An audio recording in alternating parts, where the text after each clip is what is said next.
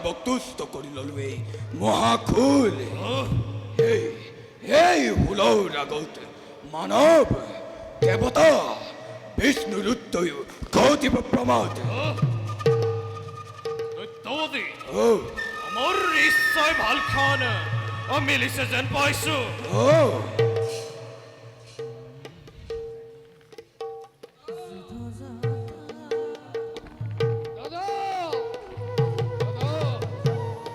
কোৱাচোন ভক্তি কিয় ইমান উত্তেজিত কি সংবাদ আনিছা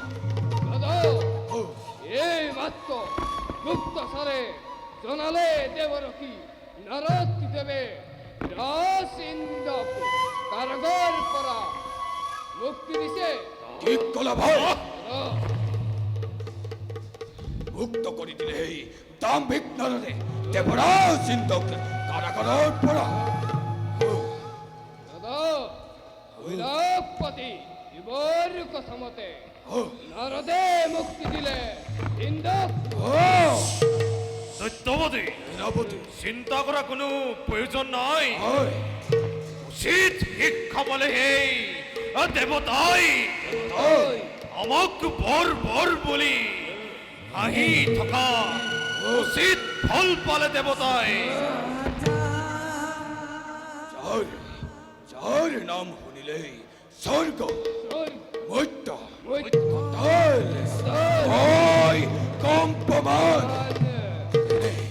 তেনেস্থলত দৈত্যই আমাক কৰে তিৰস্কাৰ দেবতাই পৰে পৰে দৈত্য বুলি নিন্দা কৰি থাকে সেয়েহে পালে সিহঁতে উচিত প্ৰতিফল আৰু এইবাৰ মানৱৰ সকলো ৰজাক পৰাস্ত কৰি উৰুৱাম দানৱৰ বিজয়ৰ পতাকা উত্তম কথা সেনাপতি বজোৱা বিজয় তুন্দু কৰা জয়ধ্বনি অতি শীঘ্ৰে যুদ্ধযাত্ৰা কৰো আয়োজন জয় দৈত্যপতি কিশোৰৰ জয় দৈত্যপতি কিশোৰৰ জয় দৈত্যপতি কিশোৰৰ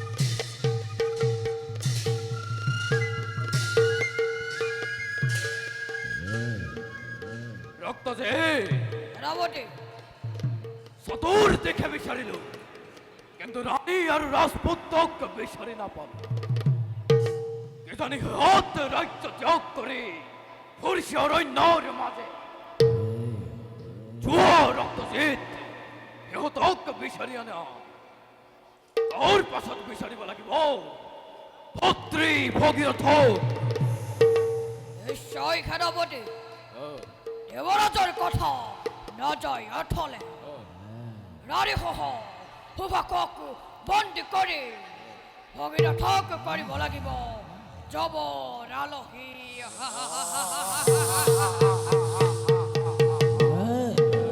বলো বলো ৰক্তজিৎ, যাও আবিষ্ কৰ্তব্য অবগ্ৰহণ বলো ৰক্তজিৎ।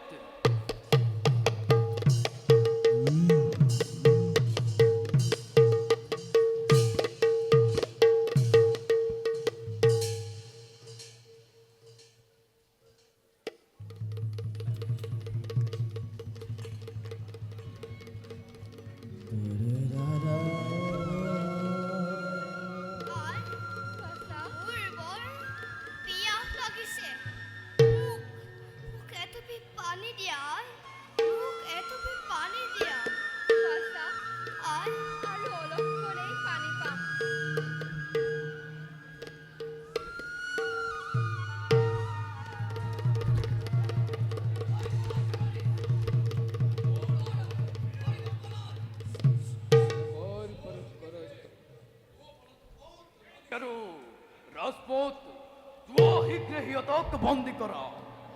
মূৰ্খহঁত, ৰাজ্য ত্যাগী অৰণ্য মাজতো তহঁতৰ বাবে শান্তি নাই নেকি? এয়াই নেকি তহঁতৰ কৰ্ম? কৰবৰ নকৰবি ৰানী, ৰক্ষা নাই আজ তোৰ আমাৰ হাতত। বিষয় সেনাপতি বন্দি কৰা ৰানী সাবধান সেনাপতি, আৰু একো শব্দ বহিবি নতু ঘটিব প্ৰমাণ। মূৰ্খ পাৰো যদি তুই আত্মৰক্ষা কৰ। বিশ্বাসঘাতক ভাবিছে কি বিৰোধ কৰে আত্ম সমৰ্পণ কৰি বুলি চাহে অস্ত্ৰ কৰিলো প্ৰহাৰ, পাৰ যদি ব্যৰ্থ কৰ। বেশ এই হোক লাগিল আমাৰ নিয়তি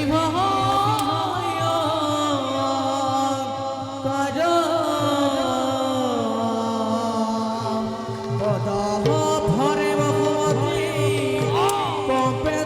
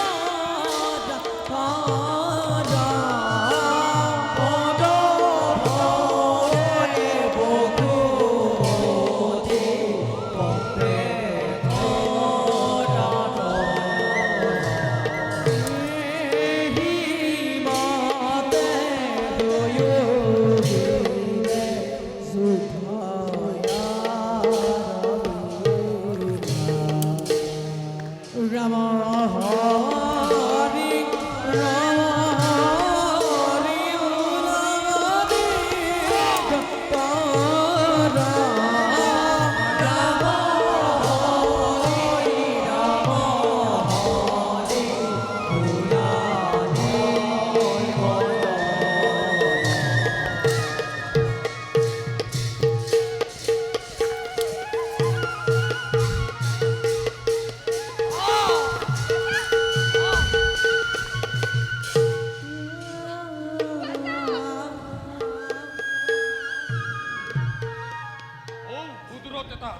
কুকুমল শিশুক কৰিছে নেকি নিৰ্মম অত্যাচাৰ?